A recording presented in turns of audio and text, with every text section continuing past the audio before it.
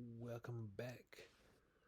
Um, we have made it to chapter 25, chapter Think Different, and I see a picture of Picasso. Um, so I guess my leading question going just into this chapter, because I'm guessing Think Different. He's gonna enlist the the the the minds of great people, of extraordinary people that were around before him, and see if he can apply some of that to some of the things that he's doing as far as his business.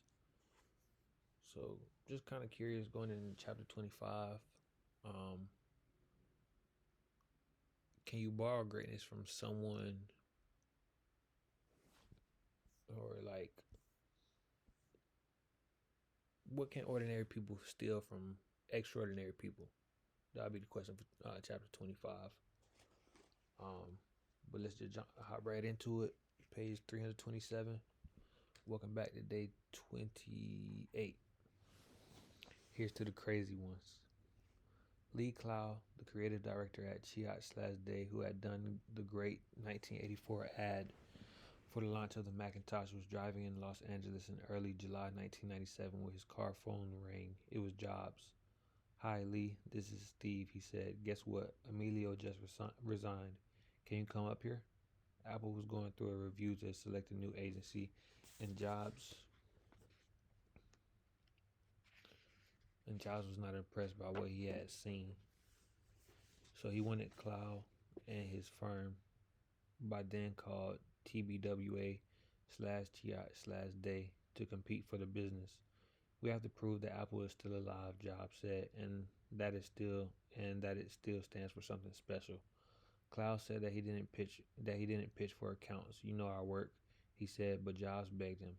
It was hard to reject all the others that were making pitches, including BBDO and Arnold Worldwide, and bring back an old crony, as Jobs put it. Clow agreed to fly up to Cupertino with something they could show. Recounting the scene years later, Jobs started to cry. "This chokes me up. This really chokes me up. It was so clear that Lee loved Apple so much. Here was the best guy in advertising, and he hadn't pitched in he hadn't pitched in 10 years. Yet here he was, and he was pitching his heart out because he loved Apple as much as we did. He and his team had come up with this brilliant idea, Think Different, and it was 10 times better than anything that other agencies showed. It choked me up, and it still makes me cry to think about it. Both the fact that Lee cared so much, and how brilliant his Think Different idea was. Every once in a while, I find myself in the presence of purity of spirit and love, and I always cry. It always just reaches in and grabs me. That was one of those moments. There was a purity about that I will never forget. I cried in my office as he was showing me the idea. I still cry when I think about it." Jobs and Cloud agreed that Apple was one of the great brands of the world, probably in the top five based on emotional appeal, but they needed to remind folks what was distinctive about it. So they wanted a brand image campaign, not a set of advertisements featuring products. It was designed to celebrate not what the computers could do, but what creative people could do with the computers. This wasn't about processor speed or memory, Jobs recalled. It was about creativity. It was directed not only at potential customers, but also at Apple's own employees. We at Apple have forgotten who we were.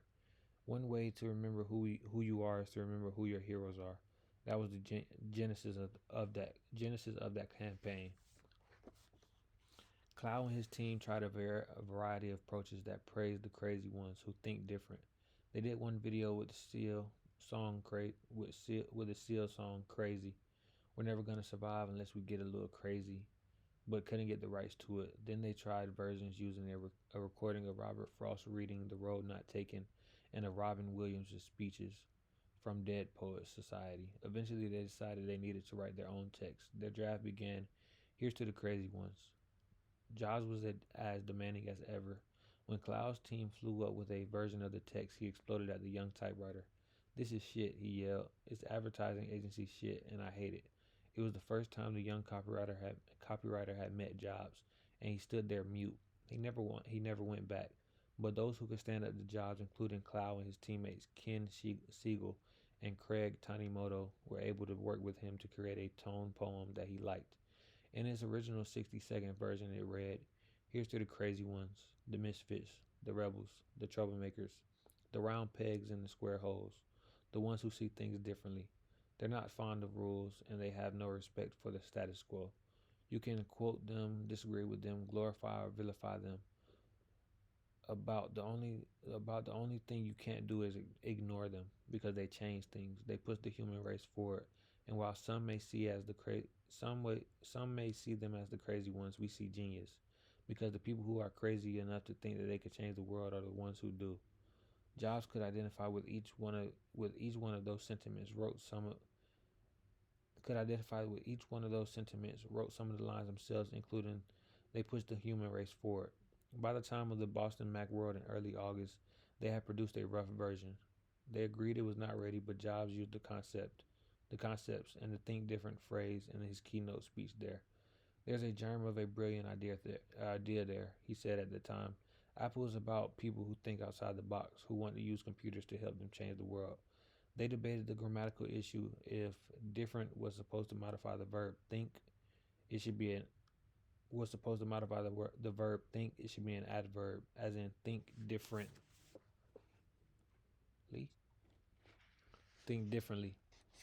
But Jobs insisted that he wanted "different" to be used as a noun, as in think victory or think beauty. Also, it echoed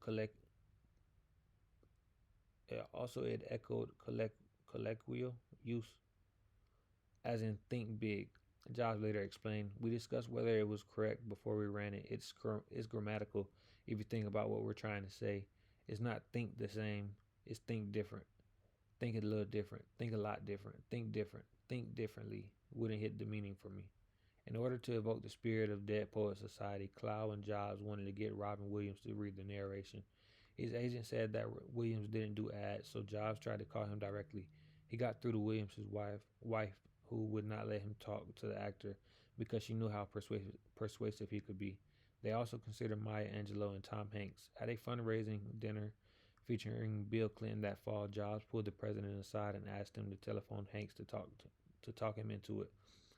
But the president pocket vetoed the request. They ended up with Richard Dreyfuss, who was a dedicated Apple fan. In addition to the television commercials, they created one of the most memorable print campaigns in history.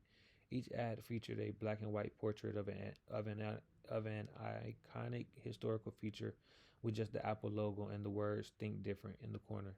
Making it particularly engaging was that the faces were not captioned. Some of them, Einstein, Gandhi, Lenin, Dylan, Picasso, Edison, Chaplin, King, were easy to identify, but others caused people to pause, puzzle, and maybe ask a friend to put a name to the face. Martha Graham, Ansel Adams, Richard Feynman, Maria Callas, Frank Lloyd Wright, James Watson, Amelia Earhart. Most were Jobs' personal heroes. They tended to be creative people who had taken risks, defied failure, and bet their career on doing things in a different way. A photography buff, he became involved in making sure they had the perfect iconic portraits. "This is not the right picture of Gandhi," he erupted to Clow at one point. Clow explained that the famous Margaret Bourke-White photograph of Gandhi at the spinning wheel was owned by Time Life Pictures and was not available for commercial use. So Jobs called Norman Pearlstein, the editor-in-chief of Time Inc., and badgered him into making an exception. He called Eunice Shriver to convince her family to release a picture that he loved of her brother Bobby Kennedy touring Appalachia, Appalachia, and he talked to Jim Henson's children personally to get the right shot of the late Muppeteer. He likewise called Yoko Ono for a picture of her late husband, John Lennon. She sent him one, but it was not Jobs' favorite. "Before it ran, I was in New York, and I went to this small Japanese restaurant that I love, and I and let her know I would be there," he recalled. When he arrived, she came over to his table. "This is a better one," she said, handing him an envelope. "I thought I would see you, so I had this with me." It was the classic photo of her and John in bed together, holding flowers and it was the one that Apple ended up using. I can see why John fell in love fell in fell in love with her. Jobs recalled.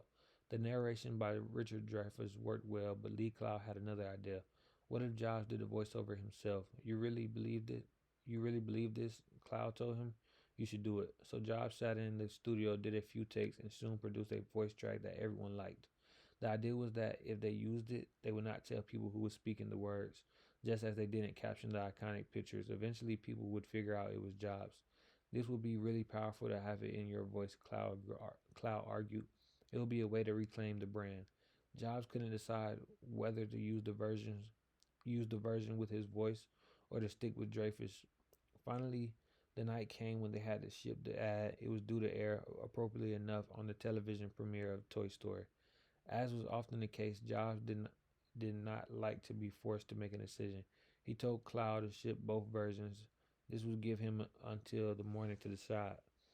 When morning came, Jobs called and told them to use the Dreyfus version. If you use my voice when people find out, they will say it's about me. He told Claude it's not. It's about Apple. Ever since he left the Apple commune, Jobs had defined himself and by extension Apple as a child of counterculture. And as such as Think Different in 1984, he positioned the Apple brand so that it reaffirmed his own rebel streak even after he became a billionaire, and it allowed the other baby boomers and their kids to do the same. From from when I first met him as a young guy, he's had the great intuition of the impact he wants his brand to have on people, said Cloud. Very few other companies or corporate leaders, perhaps none, could have gotten away with the brilliant audacity of associating their brand with Gandhi, Einstein, Picasso, and the Dalai Lama. Jobs was able to encourage people to define themselves as anti-corporate, creative, innovative rebels simply by the computer they use. Steve created the only lifestyle brand in the tech industry, Larry Ellison said. There are cars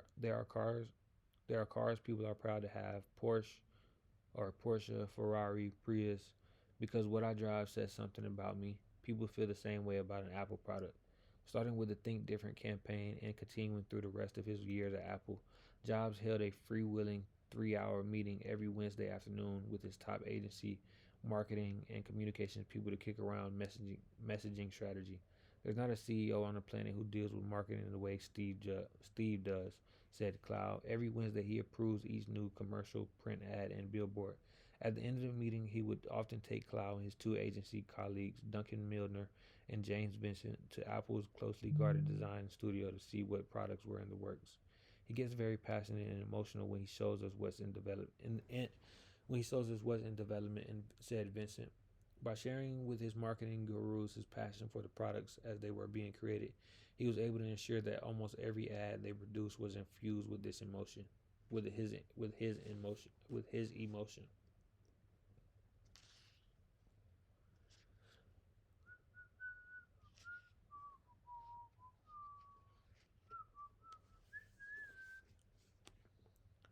ICEO. As he was finishing work on the Think Different ad, Jobs did some different thinking of his own. He decided that he would officially take over running the company, at least on a temporary basis.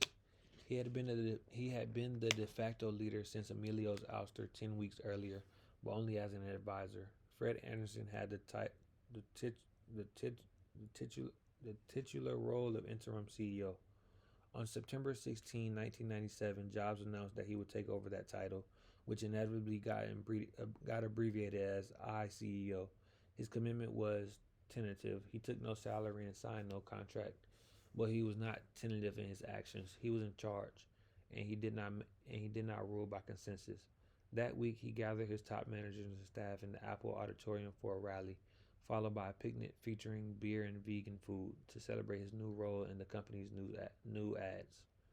He was wearing shorts, walking around the campus barefoot, and had a stubble of beard. I've been back about 10 weeks working really hard, he said, looking tired but deeply determined. What we're trying to do is not high falutin. We're Yeah, I gotta look that one up. Highfalutin. We're trying to get back to the basics of great products, great marketing, and great distribution. Apple has drifted away from doing the basics really well. For a few more weeks, Jobs and the board kept looking for a permanent CEO. Various names surfaced: George M.C. Fishner of Kodak, Sam Palm, Palmisano at IBM, Zander at Sun Systems, but most of the candidates were understandably reluctant to consider becoming CEO if Jobs was going to remain an active board member. The San Francisco Chronicle reported that Zander declined to be considered because he didn't want Steve looking over his shoulder, second guessing him on every decision.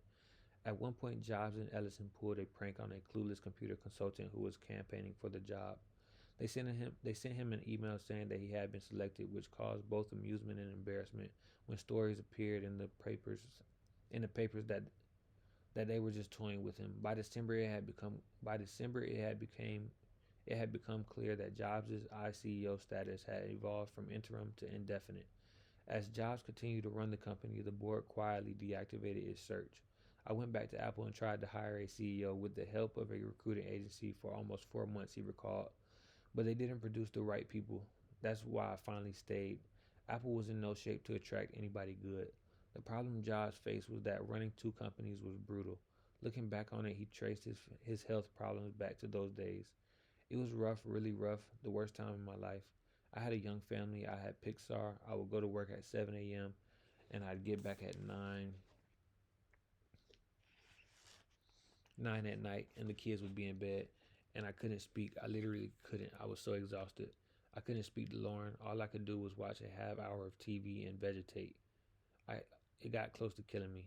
I was driving up to Pixar and down to Apple in a black Porsche convertible, and I started to get kidney stones. I would rush to the hospital, and the hospital would give me a shot of Demerol in my Demerol in the butt, and eventually I would pass it.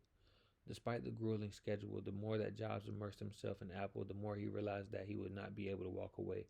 When Michael Dell was asked at a computer trade show in October 1997 what he would do if he were Steve Jobs and taking over Apple, he replied, "I shut it down and give the money back to the shareholders." Jobs fired off an email to Dell. CEOs are supposed to have class, it said. I can see that is I can see that isn't an opinion you hold. Jobs liked to stoke up rivalries as a way to rally his team.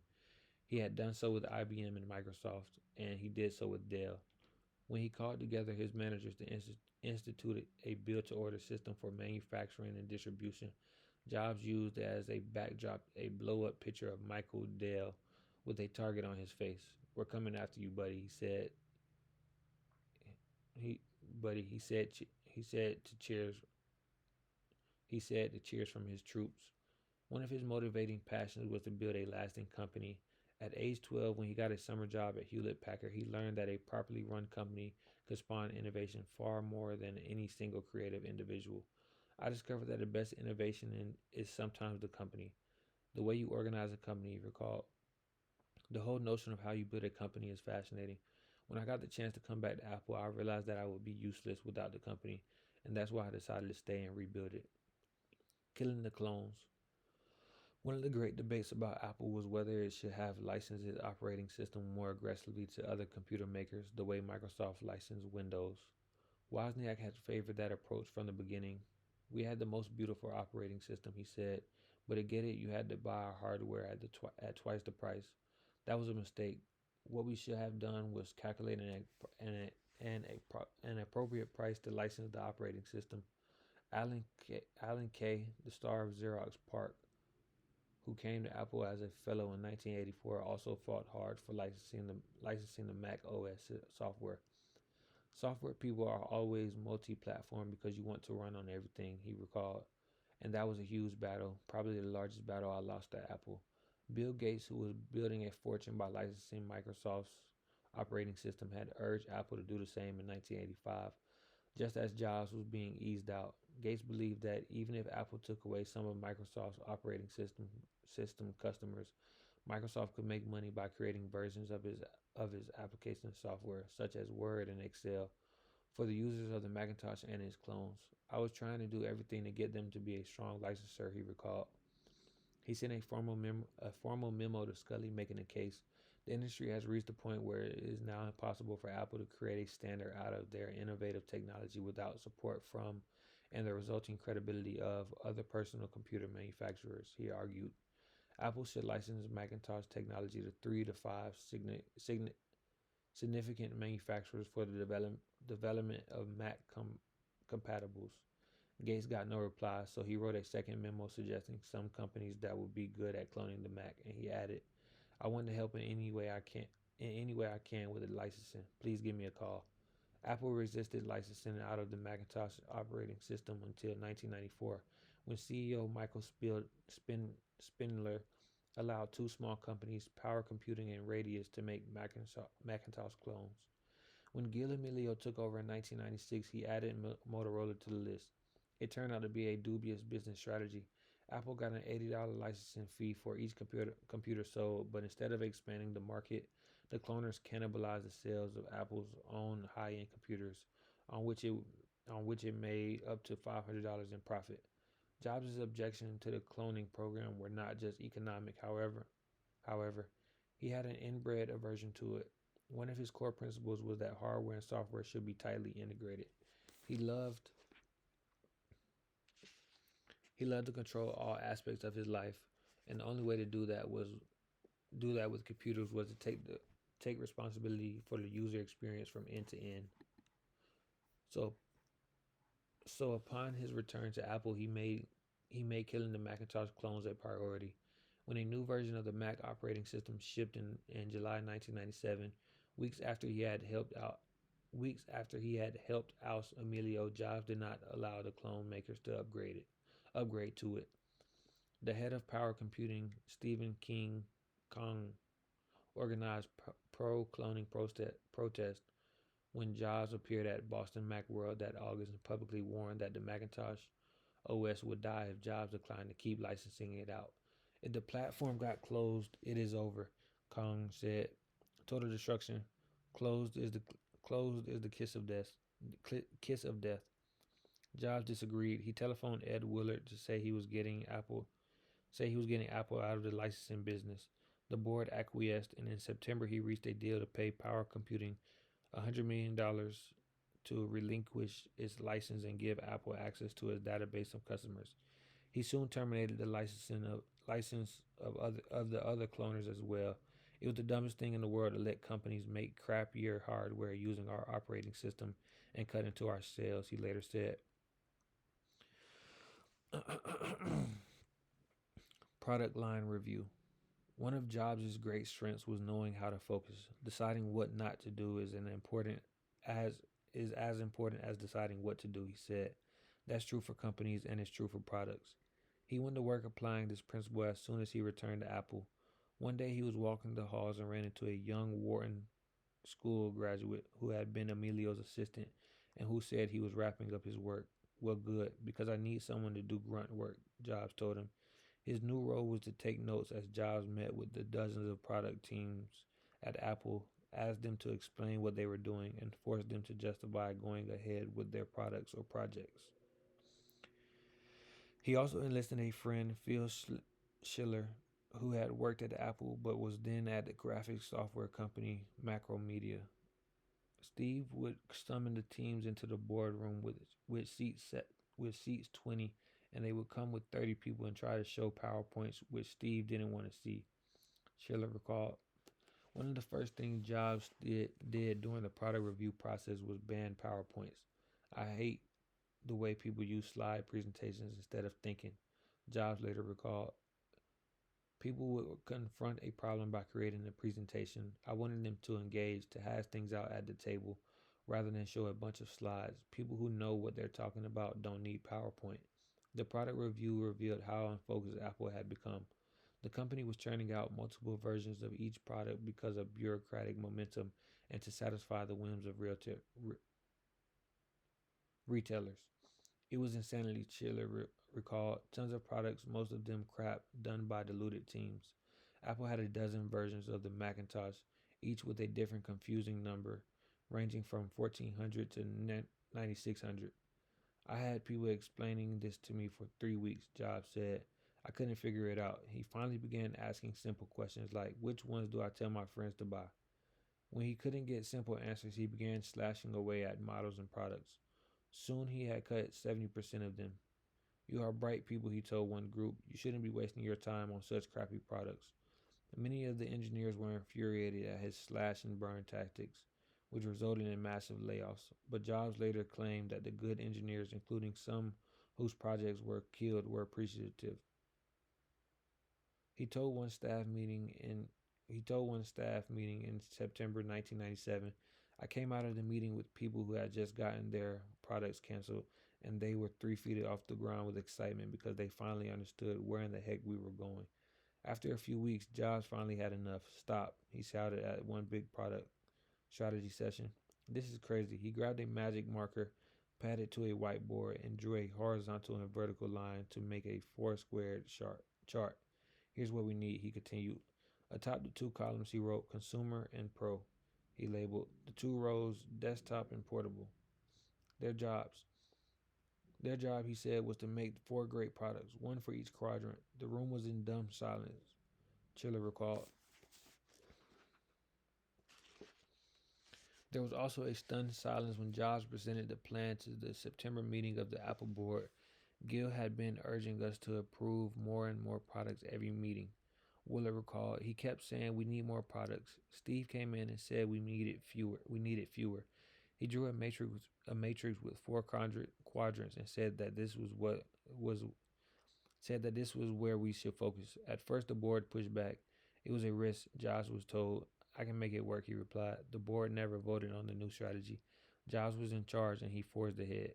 The result was that the Apple engineers and managers suddenly became sharply focused on just four areas. For the professional desktop quadrant, they would work on making the Power Macintosh G3. For the professional portable, there would be the PowerBook G3. For the consumer desktop, work would begin on what became the iMac, and the consumer portable, they would focus on what would become the iBook. The I, Jobs later explained, was to emphasize that the devices would be seamlessly integrated with the internet. Apple's sharper focus meant getting the company out of other out of other businesses, such as printers and servers. In 1997, Apple was selling Style Writer color printers that were basically a version of the Hewlett Packard DeskJet. HB made most of his money by selling the ink cartridges. I don't understand, Jobs said at the product review meeting. You're going to ship 1 million and not make money on these? This is nuts. He left the room and he called the head of HP. Let's tear up our arrangement, Jobs proposed, and we will get out of the printer business and just let you do it. Then he came back to the boardroom and announced the decision. Steve looked at the situation and instantly knew we needed to get outside of the box, Chiller recalled. The most visible decision he made was to kill once and for all the Newton, the personal digital assistant with the almost good handwriting recognition system. Jobs hated it because it was Scully's pet project, because it didn't work perfectly, and because he had an aversion to stylus devices. He had tried to get Emilio to kill it early in 1997 and succeeded only in convincing him to spin off the division. By late 1997, when Jobs did his product reviews, it was still around. He later described his thinking. If Apple had been in a less precarious situation, I would have drilled my I would have drilled down myself to figure out how to make it work. I didn't trust the people running it. My gut was that there was some really good technology, but it was fucked up by mismanagement. By shutting it down, I freed up some good engineers who could work on new mobile devices, and eventually we got it right when we moved on to iPhones and the iPad.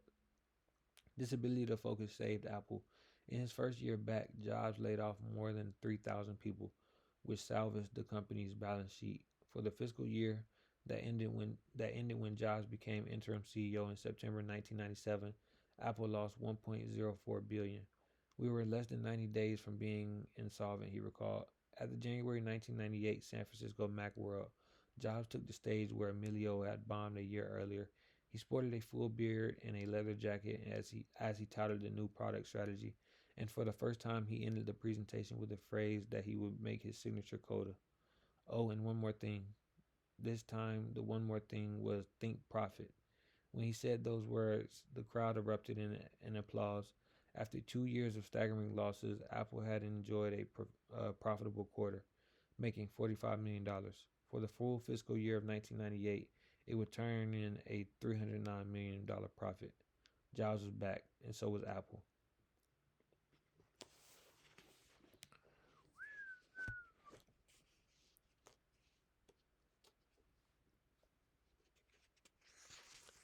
And that is chapter 25. Um, but cool. Um, I guess to answer that question of what can ordinary people steal from extraordinary people, um, as we can see with Jobs, I can't say that he was coming out with crazy new products or anything like that. But the thing that separated him was being able to enlist the mindset of those extraordinary peoples, like that rebel counterculture or whatever thing that people were aspiring to, and that people already associated a person with. He just took multiple examples and then associated the brand and himself with those extraordinary people, therefore making himself extraordinary in a way, or making the brand extraordinary. Um, so I guess what ordinary people can steal from extraordinary people is just that. Um,